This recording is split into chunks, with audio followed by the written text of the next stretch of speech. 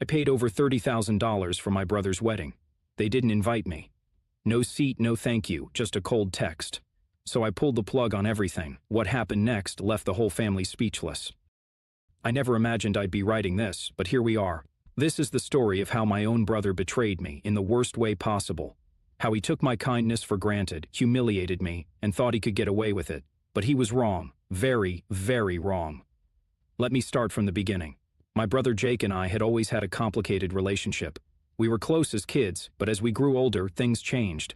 He became the golden child in our family, the one who could do no wrong. Our parents showered him with praise, excused his mistakes, and acted like he walked on water. Meanwhile, I was always the one who had to be responsible, who had to sacrifice, who had to understand whenever Jake did something selfish. But despite everything, I still loved him. I still wanted to be a good sibling. And that's why, when he announced he was getting married, I offered to help in a big way. Jake and his fiancée Emily had their dream wedding all planned out, but there was one problem. They couldn't afford it. The venue, the catering, the decorations, the dress, the flowers, it was all way out of their budget. I saw how stressed they were, and despite our rocky history, I wanted to do something nice. So I made them an offer.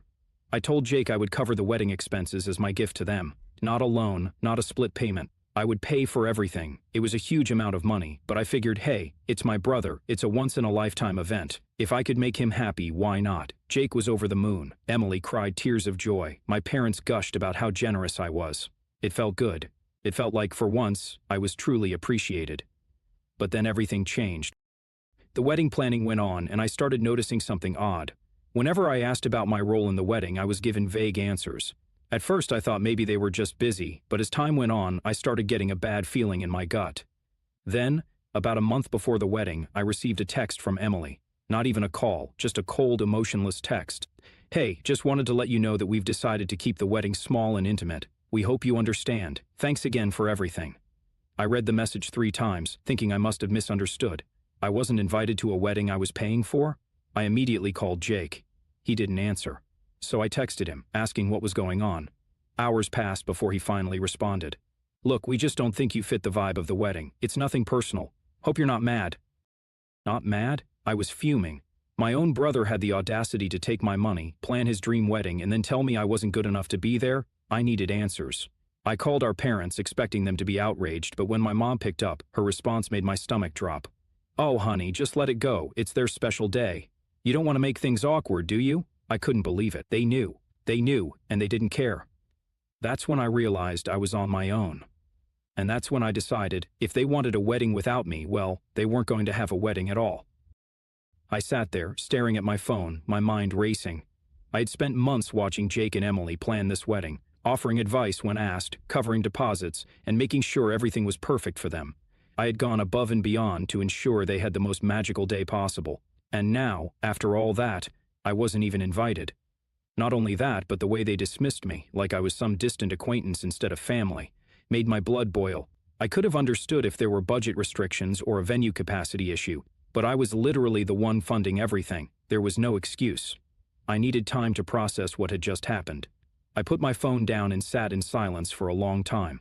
At first I felt hurt, crushed, even, but as the minutes ticked by, that sadness hardened into something else, something sharper. They thought they could use me.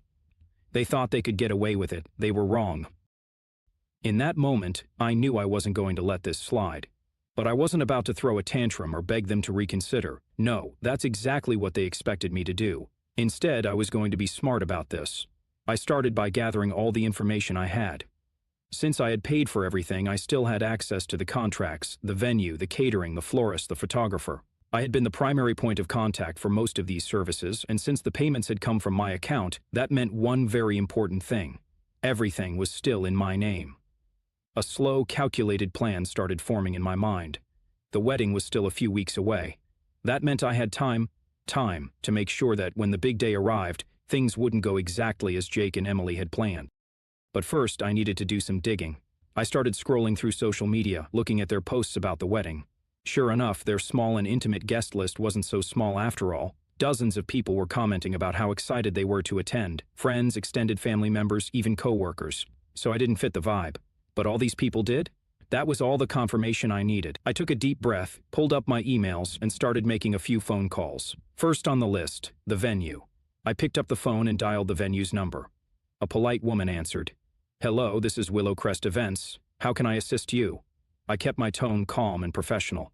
"Hi, I'm calling regarding the upcoming wedding for Jake and Emily on the 17th. I'm actually the one who made the booking, and I need to discuss some changes." "Of course," she said. "What changes would you like to make?" I paused for a moment, letting the anticipation build in my own mind. "Actually, I'd like to cancel the booking entirely." There was a short silence before she responded.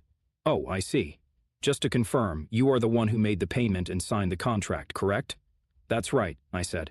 "The contract is under my name, and since I won't be attending the wedding, I've decided to withdraw my support. I understand there's a cancellation fee, but that's fine." She hesitated. "Well, since you're the contract holder, you do have the right to cancel. However, the deposit is non-refundable." "That's completely fine," I assured her. "Just go ahead and process the cancellation. Also, please make sure that any communication regarding this comes directly to me. I don't want anyone else making changes on my behalf." She agreed, and after a few minutes of confirmation, the venue was officially canceled. Point one down. I hung up the phone, already feeling a wave of satisfaction wash over me. But I wasn't done yet.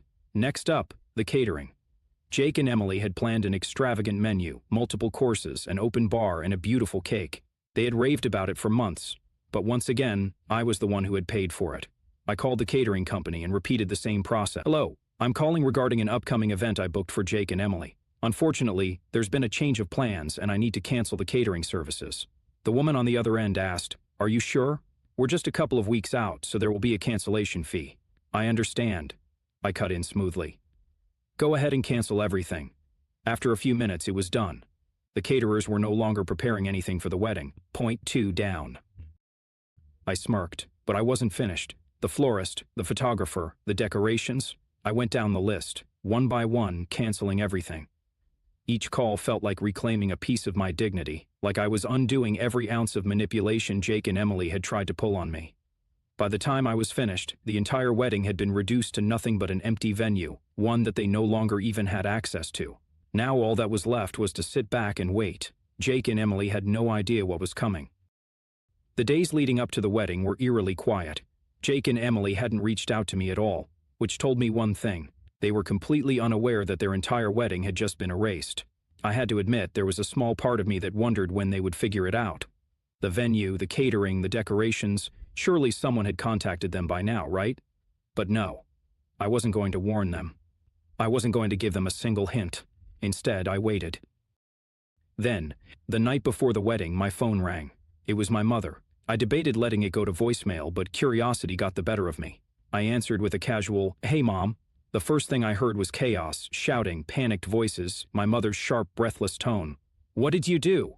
I leaned back in my chair, a satisfied smirk creeping onto my face. "I don't know what you mean. Don't play dumb," she snapped. "Jake just called me. He went to check on the venue and everything is gone. No decorations, no tables, no setup, nothing. The staff told him the booking was canceled." I feigned surprise. "Wow, that's weird. Maybe should ask whoever actually planned the wedding." Silence. Then she spoke again, quieter this time. "You canceled everything, didn't you?" I didn't even hesitate. Of course I did. I paid for it. It was in my name, and since I wasn't invited, I figured, why should I pay for something I'm not welcome at? There was a sharp inhale on the other end. "You ruined your brother's wedding." "No," I corrected, my voice calm. "He ruined it the moment he decided to cut me out after taking advantage of me.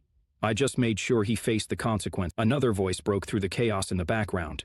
"Jake," he was yelling at someone, furious. "What do you mean we have no food? The caterer canceled? What the hell is going on?" I could practically hear his world crumbling. I checked the time. The wedding was supposed to start in less than 12 hours. Guests would be arriving soon, expecting a lavish event, but they would be walking into nothing. I almost felt bad. Almost. My mother was still sputtering in disbelief. You really did this?" "Yes," I said simply, "and I don't regret it." Before she could say another word, I hung up. Now, all that was left was to see how the disaster unfolded. The morning of the wedding arrived, and I could already imagine the sheer panic unfolding at the venue. Jake and Emily must have shown up expecting a picture-perfect setup, only to find a cold, empty space. No chairs, no flowers, no food, no music, just an expensive hollow room with nothing inside. I poured myself a cup of coffee and scrolled through my phone, waiting. And then, like clockwork, the messages started pouring in. Jake texted, What did you do? You ruined everything. I hope you're happy, Emily texted. You are beyond selfish. You knew how important this day was for us. I took my time before responding, sipping my coffee as I typed back a single message. I wasn't invited, remember? Didn't seem like you wanted my involvement, so I just followed your lead. Silence for a while. Then my phone rang. Jake! I let it ring out. It rang again and again. Finally, after the fourth time, I picked up. Let me guess, I said dryly. Something wrong with the wedding? His voice was shaking with rage. Do you have any idea what you've done? People are arriving in a few hours. There's nothing here. No food, no chairs, no flowers. Maybe you should ask the person who actually planned the wedding. Oh wait, that was me. He let out a sharp breath. You did this on purpose. Of course I did, I said. You expected me to pay for everything, and then just accept being tossed aside like I was nothing. You used me, Jake, and you thought I'd just take it. I could hear Emily's voice in the background, panicked, speaking to someone else. Can we get another caterer? Anything? The second voice answered, Not at this notice. Everything's booked solid. I could practically hear the blood draining from her face. Jake's voice dropped to a desperate whisper. Please, we can fix this. If we just get the venue back, maybe we can… I cut him off. The venue was my contract, remember? And they're fully booked for months. So yeah, that's not happening. He let out a strained breath, and for the first time there was something in his voice that hadn't been there before. Panic. I let that silence linger, savoring the moment. Then, just as I was about to hang up, I gave him one final parting shot. Next time, don't take advantage of people who actually care about you, and then I hung up. But the story wasn't over yet, because what happened next was even better. I sat back, my fingers still lingering on the phone screen, a feeling of satisfaction spreading through me. For the first time in a long while, I felt like I had control of the situation. Jake and Emily's little world was about to collapse, and I was going to watch it all unfold from the sidelines, knowing I'd played my part. But the real chaos started to hit as the morning wore on. I started receiving messages from friends and family members who had been invited to the wedding. Aunt Kareny, at 8:45 a.m., what the hell is going on? I just got to the venue and it's like a ghost town. Uncle Ray at 8:20 a.m., hey, we got here early for the wedding. There's no one here. Did they cancel? What's going on? The more I read, the more the gravity of the situation hit me. It wasn't just Jake and Emily who were affected. This was spiraling out of their control, and people were starting to talk. I had to admit, part of me felt a little gleeful. But that feeling quickly shifted as I realized the scale of the disaster. All of their friends, their family, none of them had any idea that this was coming. I began to feel that these weren't just strangers, these were people I knew, people who had come from out of town, people who had taken time off work to celebrate the wedding. Sure, Jake and Emily had treated me like a doormat, but was this really fair to the rest of the guests? Then again, I couldn't help but remember how they had treated me, how Emily had laughed when I suggested I be part of the planning process, how Jake had made comments about me not fitting the vibe of the wedding. They deserved to feel this. I checked my phone again and the messages kept coming in. Aunt Karen texted, they're trying to fix it. They said the caterers are on their way now, but the venue is still empty. What's going on? Uncle Ray texted. Everyone is starting to leave. No one knows what's going on. I couldn't help it. I had to respond. I replied, I heard the wedding was going great. Such a shame. But hey, I'm sure it'll work out. Maybe they'll find some food or a chair somewhere. It was petty, I knew, but it was so satisfying to watch the mess ripple through the family. Now I was starting to realize something. This wasn't just about getting back at Jake and Emily. This was about something bigger, something that had been building for years. The more I thought about it, the more I realized how much of my life I'd spent putting up with their selfishness. The more I thought about everything I had done for them, only for them to completely disregard me at the first opportunity, and now they were reaping what they had sown. But the icing on the cake was still to come. The day dragged on. I kept checking my phone, watching the disaster unfold from the comfort of my apartment. The messages kept coming in from family, and at first they were all filled with confusion, but soon the tone shifted. On Quest and 26th, I'm hearing rumors that the wedding is officially canceled. No catering, no setup, everything just gone. Uncle Ray texted.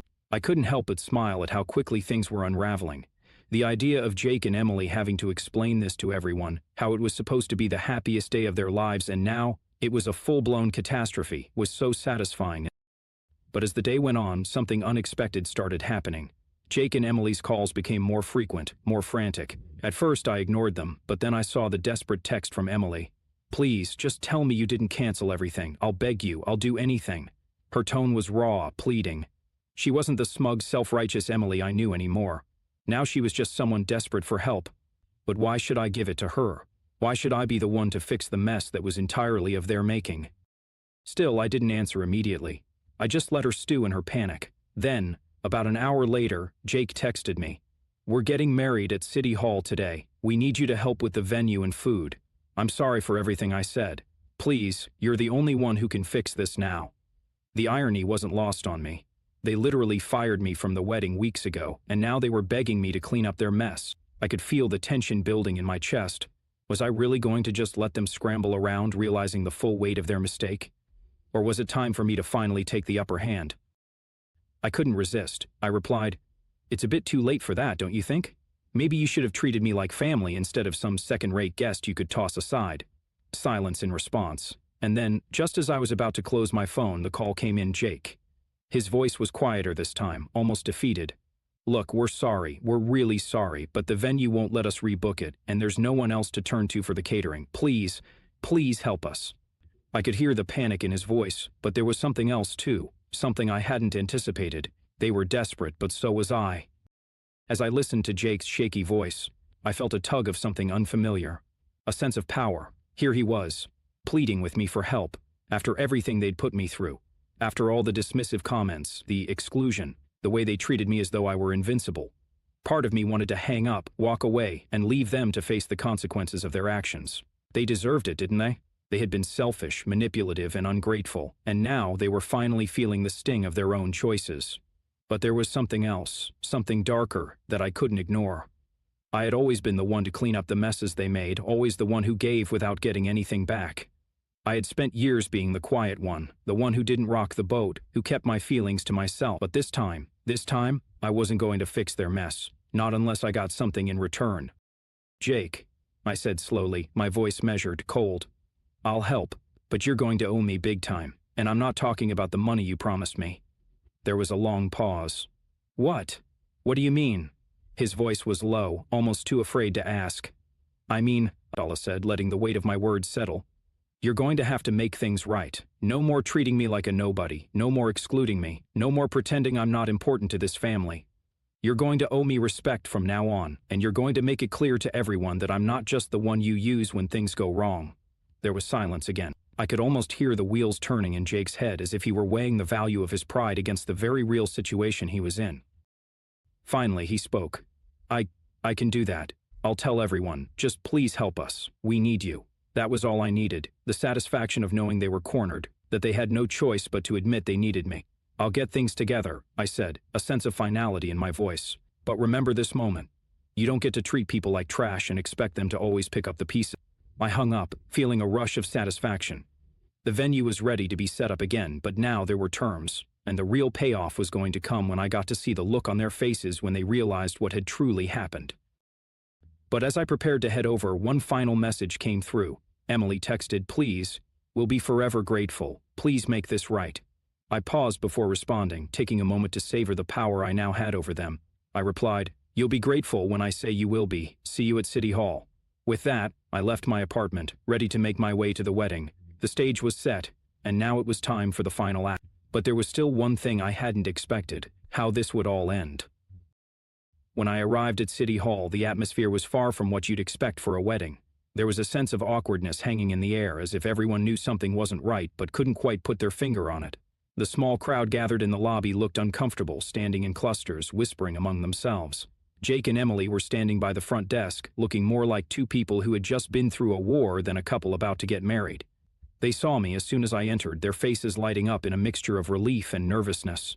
"Thank you for coming," Emily said, her voice shaky. "We really appreciate it." She looked at me, almost pleading, like I was some sort of savior. Jake, ever the prideful one, didn't say much. He just nodded, his eyes avoiding mine, as if he couldn't quite bring himself to admit how badly they had messed up. I walked toward them slowly, taking in the tension that filled the room. There were no flowers, no grand decorations, just a sterile room with a few chairs and a judge standing at the front. It felt more like a courtroom than a wedding venue. I approached the small group of guests who had been invited. They all gave me tentative smiles, but no one was exactly thrilled to be there. Everyone had expected a wedding fit for a celebration, but instead, they were left in an uncomfortable limbo, unsure of what was going on or why everything had been canceled. As I took my seat, I couldn't help but feel a little glee in the pit of my stomach. This was it. Jake and Emily had built their whole day around their carefully crafted image of the perfect wedding, and now it was crumbling in front of them. The ceremony began. The judge went through the usual formalities, but no one was truly paying attention. Emily kept glancing at me, hoping for some sign that everything was going to turn out okay. Jake, on the other hand, seemed to be stewing in his own frustration, no doubt cursing the day he had ever pushed me away. But then, just as the vows were being exchanged, something unexpected happened. The door to the room opened and a familiar face stepped in, the catering manager from the venue where the original wedding was supposed to take place. Everyone turned to look, and for a brief moment there was complete silence. Jake's face drained of color. Emily's mouth went dry. "What are you doing here?" Jake asked, his voice cold. The catering manager walked to the front and handed Emily a large envelope. "I think you'll want to see this," he said, his tone flat. Emily tore open the envelope, her hands trembling as she pulled out the contents. Her face shifted from confusion to shock and then to rage. It was a cancellation notice, a legal document from the venue showing that their booking was, in fact, voided. The contract had been terminated due to unpaid fees, and a substantial fine had been added for the breach. The catering manager spoke up again. "You're lucky I came here to let you know. You should have paid attention to your obligations." It was at that moment, standing in front of a room full of people who had seen it all unravel, that Emily finally broke. I thought we were going to get married today," she whispered, the realization sinking in. Jake's face turned crimson. He stepped toward the catering manager, his anger flaring. "This is your fault. You were supposed to keep everything together." But the manager didn't flinch. "You should have been more responsible. But hey, I guess that's what happens when you treat people like they're disposable." I watched the scene unfold, feeling every ounce of satisfaction creep in. Jake and Emily had been so sure of themselves, so sure that they could manipulate everything around them without consequence. And now, here they were, with the walls closing in, their perfect day crumbling to dust. But the most satisfying part? They had no one to blame but themselves. As the catering manager walked out, I caught Emily's eyes. There was a moment of quiet between us. She looked defeated, her smile gone, her confidence shattered. For a second, I almost felt sorry for her. But then I remembered everything that had led up to this moment, and no, they didn't deserve my sympathy. They didn't deserve anything. The judge, sensing the tension, awkwardly cleared his throat and finished the ceremony as quickly as he could. No one clapped when they were declared married. In fact, the guests filed out as soon as the words were spoken, leaving Jake and Emily to face the consequences of their actions. I walked out of the room slowly, my heart pounding. The day had been a roller coaster of emotions, but in the end, I knew I had made the right choice. I had finally taken control of my own life and had made them pay for their disrespect. As I stepped outside, I couldn't help but smile to myself.